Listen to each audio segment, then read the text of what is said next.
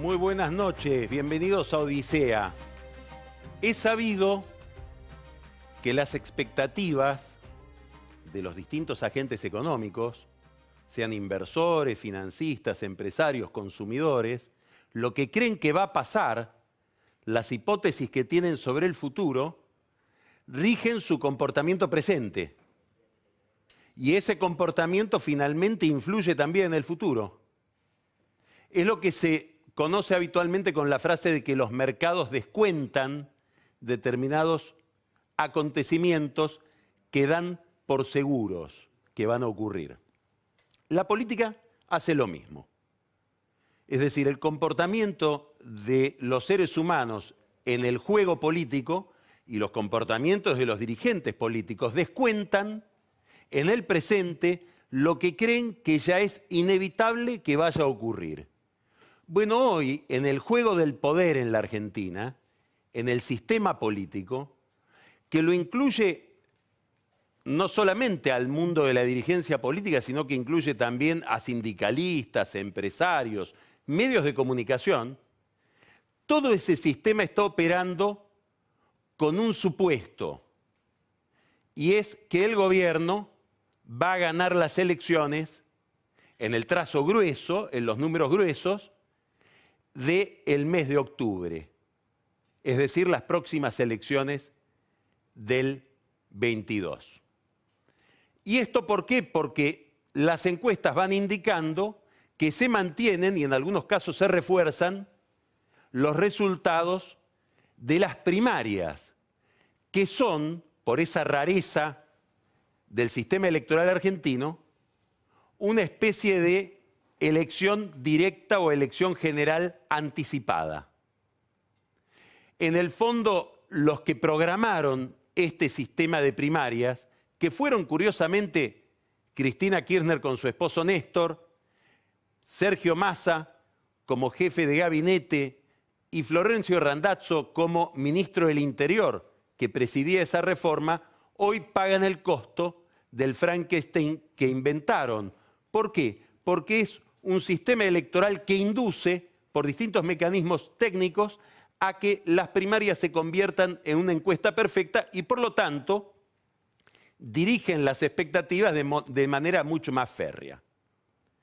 ¿Cómo se nota esto? ¿Cómo se nota que el mercado político ya está descontando el triunfo del oficialismo, de Cambiemos, de Macri, para las próximas elecciones legislativas? Los sindicalistas, en general todos ellos peronistas, están casi todos sentados en la mesa de negociación del gobierno en plena campaña electoral. Se reúnen con el ministro Triaca o con gente allegada al ministro Triaca todo el tiempo. Hubo una reunión el jueves, hoy hubo una reunión en el Ministerio de Salud. Casi que están tratando de corregir rápidamente lo que para ellos fue un error, que fue la movilización que realizaron pocos días después de unas primarias en las que ellos suponían el gobierno no iba a salir tan bien. En la primera reunión que tuvieron con Triaca, después de las elecciones primarias, uno de ellos se lo dijo abiertamente: nos dejamos llevar por el diagnóstico de Cristina, pedimos disculpas. Escuchó bien, pedimos disculpas. Otros son más prácticos y van exhumando de los archivos fotos que tenían con el papá de, como dicen ellos, Jorgito. Le llevan fotos de el padre de Jorge Triaca, que también fue ministro de Trabajo y sindicalista, para acreditar la antigüedad en el vínculo. Otros le recuerdan o dicen recordar cuáles eran los mejores platos que preparaba Aidé cuando era la mujer de Jorge Triaca, el ministro de Trabajo, la mamá de Jorge Triaca, el actual ministro de Trabajo. Quiere decir que hay un alineamiento apresurado, rápido, precipitado del sindicalismo, de una parte importante del sindicalismo, sobre todo de los grandes sindicatos privados con el gobierno, a partir del resultado de las primarias y esperando lo que va a suceder en las elecciones de octubre. Algunos de ellos, como José Luis Lingeri, del Sindicato de Obras Sanitarias, AISA, se llama hoy la empresa, es decir, el Sindicato de Provisión de Aguas y Cloacas, conocido por eso como Mr. Cloro, no solamente se arrepintió de que hayan sido en sus oficinas donde se planteó o se organizó la movilización en contra del gobierno, sino que hizo algo inédito. Desde su sindicato emitió rápidamente una campaña publicitaria felicitando a Macri por la obra pública que realiza en su propio sector, para que todo quede claro. La estrategia de Macri frente al sector sindical, ¿cuál es? Casi la misma que la de Carlos Menem. Cambio, reducción de costos laborales por algunos alivios a la situación de las obras sociales que manejan los sindicatos. Para sintetizarlo, les pido concesiones como sindicalistas y les concedo algunos beneficios como empresarios de la salud. Esto es lo que estamos viendo hoy en una situación inédita que hasta donde se tiene memoria nunca ocurrió. Bajo el mismo mando político ha quedado la negociación sindical con la negociación de la Caja de las Obras Sociales. En este caso, ambas oficinas del Estado responden al ministro Triaca, que se ha convertido en un engranaje decisivo en todo este juego de poder que aparece con los sindicalistas. Juego de poder clave, ¿por qué? Porque en un modelo económico que tiene en su centro la necesidad de más inversiones para dinamizar la economía por la vía de la inversión privada, entre otras cosas porque la inversión estatal está limitado por el alto déficit público, es imprescindible bajar determinados costos. Uno de esos costos es el costo laboral. Por eso el eje de relación entre el gobierno y los sindicatos es tan importante. El otro es el costo fiscal. Y esta es la razón por la cual los sindicalistas del sector público no se sientan a esa mesa. Los sindicalistas del sector público prefieren resistir con Cristina porque saben, como dijo una vez el dirigente del movimiento Evita, Emilio Pérsico, que la llave de este modelo económico es reducir el gasto público, reducir el déficit fiscal, y eso en algún momento los va a tener a ellos en la mira. En el mismo grupo se ubican los Moyano, aunque en el caso de ellos por otras razones que tienen que ver básicamente con el destino de la empresa OCA, que como siempre decimos, la tratan como si fuera propia. Los Moyanos, no el gobierno. Con los gobernadores pasa algo similar. Están descontando todos la victoria del gobierno en octubre. Tanto que se están negociando hoy, en este caso en la mesa del ministro Nicolás Dujovne, 3 acuerdos importantísimos para esta asignatura de la que hablábamos recién, que tiene que ver con el diseño de la política fiscal de la Argentina y con la posibilidad de reducir costos que son altísimos. Probablemente la herencia económica más rígida y más pesada que dejó el kirchnerismo no haya sido ni la crisis energética ni el cepo cambiario, sino que haya pasado, ni siquiera la inflación. Pasa básicamente por la dimensión del sector público y por lo tanto por la presión tributaria que hay sobre el sector privado para sostener o para mantener esa dimensión del sector público. Por eso es importante para el gobierno negociar una reforma fiscal, una reforma tributaria, más importante todavía, una ley que contenga el gasto de nación y provincias e impida el aumento o la creación de nuevos impuestos, sobre todo por encima de la inflación, una especie de congelamiento del gasto público en términos reales, y además algo que va a estar pronto sobre la mesa, a pesar de que tiene un tratamiento judicial en la Corte, que es el fondo del conurbano. Probablemente sea la reforma menos urgente, pero la más importante de las reformas fiscales que tiene delante de sí la Argentina, porque si hay un problema estratégico para la República Argentina, ese problema está en el conurbano. Después vamos a hablar de esto con Daniel Vilota. La financiación del conurbano de una provincia como la provincia de Buenos Aires, que es discriminada fiscalmente, es una cuestión importantísima para el mediano y largo plazo del país, porque ahí se van concentrando endiabladamente todas las patologías de la vida nacional. Los gobernadores que quieren que ese plus lo pague Macri. Bueno, esa es una negociación importantísima que se va a plantear sobre la mesa dentro de poco y que va a ser la tercera pata de esta negociación fiscal con los gobernadores. Los jueces federales que se interpretan a sí mismos como parte del sistema político más que del sistema judicial, estoy hablando sobre todo de los jueces federales de Comodoro Pi, también van viendo hacia dónde va el viento electoral y se van acomodando a ese viento electoral. Y una demostración la está produciendo el juez Marcelo Martínez de Giorgi, un juez de extraordinaria plasticidad como juez federal, como se vio en el tratamiento que le dio al enriquecimiento o presunto enriquecimiento ilícito denunciado por el doctor Moner Sanz del camarista Eduardo Freiler, a quien Martínez de Giorgi eximió de cualquier responsabilidad sin casi realizar una pericia sobre su patrimonio. Ahora Martínez de Giorgi pide unificar en su juzgado todas las causas que tienen que ver con las coimas confesadas por Odebrecht. ¿Y por qué este tema es importante? Porque le quitaría tratamiento o competencia sobre este tema de la corrupción de Odebrecht con el gobierno anterior a jueces que el gobierno actual mira con enorme sospecha. El juez Rafecas y sobre todo el juez Casanelo. ¿Y por qué este tema para el gobierno es importante? Porque en el tema Odebrecht está con mayor o menor evidencia Ángelo Calcaterra, que es el primo del presidente Macri.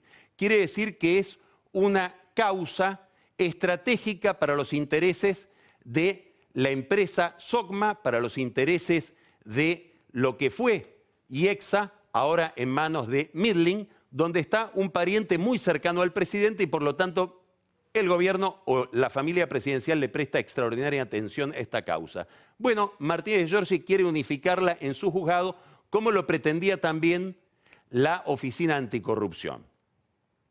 Pero no termina en el sistema judicial el alineamiento que estamos viendo en estos días con el gobierno en la presunción de una gran victoria de Macri. También muchos empresarios empiezan a advertir que es mejor arreglar con Macri. Quedan pocos que no se hayan alineado. Uno de ellos, Cristóbal López, está a punto de hacerlo. La semana que viene seguramente se va a conocer un reordenamiento de todo el grupo que tiene que ver con Cristóbal López, alimentado extraordinariamente durante el periodo kirchnerista. No estoy hablando solo de los medios de comunicación, C5N, radios, etcétera. Estoy hablando también del sector que tiene que ver con obra pública y energía.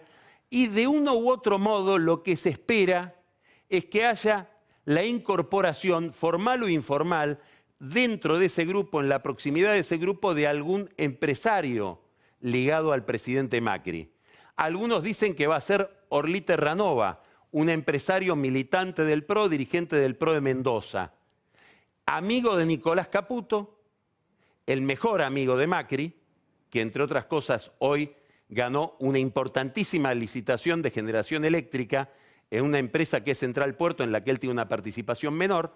Bueno, Nicolás Caputo, que mantuvo una relación histórica con Cristóbal López cuando Macri era alcalde de la ciudad de Buenos Aires y Cristóbal López, como ahora, manejaba el juego de la ciudad, bueno, sería el puente para que Cristóbal López emita alguna señal de alineamiento con el gobierno.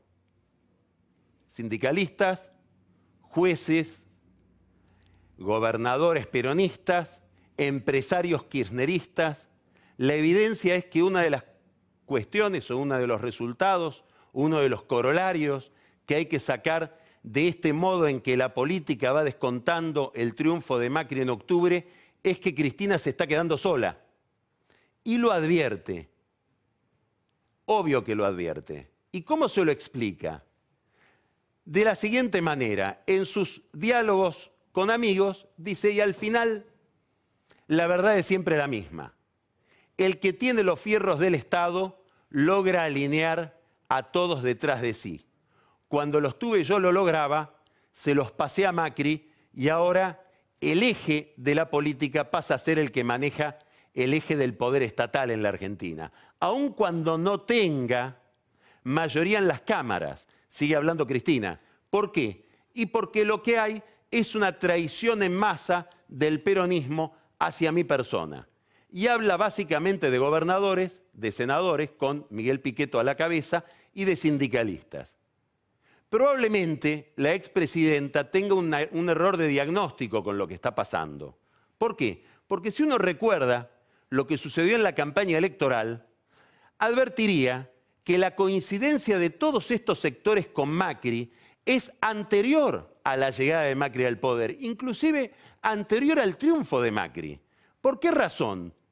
Porque los gobernadores, o al menos la mayoría de ellos, con Alperovich, dirigentes como Bossio, ni que hablar Urtubey a la cabeza, y muchos sindicalistas, y también el senador Pichetto, le advertían al gobernador y candidato del Frente para la Victoria, Daniel Scioli, que tenía que anunciar rápidamente y emitir señales acerca de que él iba a llevar un programa económico adelante que era muy parecido al que después lleva adelante Macri, al que está poniendo en marcha Macri. Probablemente Cristina Kirchner en aquel momento no lo advertía o creía que iba a poder corregir ese destino, tal vez con Zanini como vicepresidente. Pero lo cierto es que cuando los peronistas le decían a Scioli, no lo muestres a Kicillof, hacelo hablar a Bain, mostralo a Blecher, mandalo a Urtubey a decirle a los holdouts que una vez que ganes vas a arreglar con ellos, lo que estaban pidiéndole a su candidato es que opte por el camino que después lleva adelante o que después adoptó Macri. Este es el problema de Cristina Kirchner. El problema es que durante buena parte de su gobierno, tal vez durante todo su gobierno, pero sobre todo en el último tramo, no fue la líder conceptual del peronismo. Fue líder porque, como ella misma dice, tenía los fierros del Estado, que hoy los tiene Macri. Más allá de esto, hay un problema que es adicional a esta diferencia de diagnóstico entre Cristina y el peronismo. Y es que la economía le está dando la razón a los peronistas que le decían a Scioli, sepárate de la política económica de Cristina. ¿Por qué? Porque la principal hipótesis de la expresidenta para intervenir en la política, entre otras cosas para lanzar su campaña como senadora, es que la economía iba a desbarrancarse y que el país se dirigía rápidamente hacia una especie de 2001 que está muy lejos de llegar. Más bien lo que ocurre es lo contrario. Hay una recuperación lenta, pero recuperación al fin, de la economía con niveles de crecimiento que, según las autoridades, podrían llegar a ser en este momento de 5%. Recreación del empleo y un auge del consumo que los mismos ministros dicen nos alarma un poco porque preferiríamos aumentar la inversión y el ahorro, como señala hoy Martín Canenguícer en una nota en La Nación. Aún así, sería un error enorme descontar a Cristina del futuro, de las expectativas, de este juego en el que está la Argentina, esta Argentina novedosa, con un gobierno que manda en minoría. ¿Por qué? Porque a veces las minorías, cuando son muy homogéneas, cuando tienen un relato claro, cuando son hiperactivas, cuando el que las lidera tiene audacia, tiene la capacidad para fijarle la agenda a las mayorías.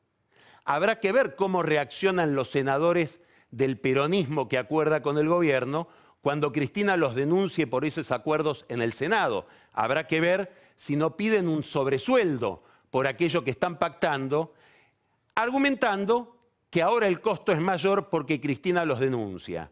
Cristina, por otra parte, para saber cómo actúa una minoría hiperactiva, cómo puede hacer alguien con pocos recursos institucionales para fijar la agenda de un grupo más grande, podría mirarse en un espejo seguramente desagradable para ella, que es el espejo de Elisa Carrió, que con un piolín y dos palitos le ha fijado la agenda al gobierno en muchísimos temas que tienen que ver con el mandato originario que recibió este gobierno para llevar al poder, el de la regeneración política. Habrá que ver ahora también cuál es el papel de Carrió en el futuro. Va a salir muy fortalecida de las elecciones de la capital, pero hay un detalle. En ninguno de estos pactos de la Moncloa que está negociando el gobierno con el peronismo aparece la agenda de Carrió, la agenda de la corrupción o la agenda de la restauración de las instituciones. Habrá que ver si en el Congreso no tenemos dos minorías homogéneas y revoltosas dirigidas por dos mujeres que se odian entre sí.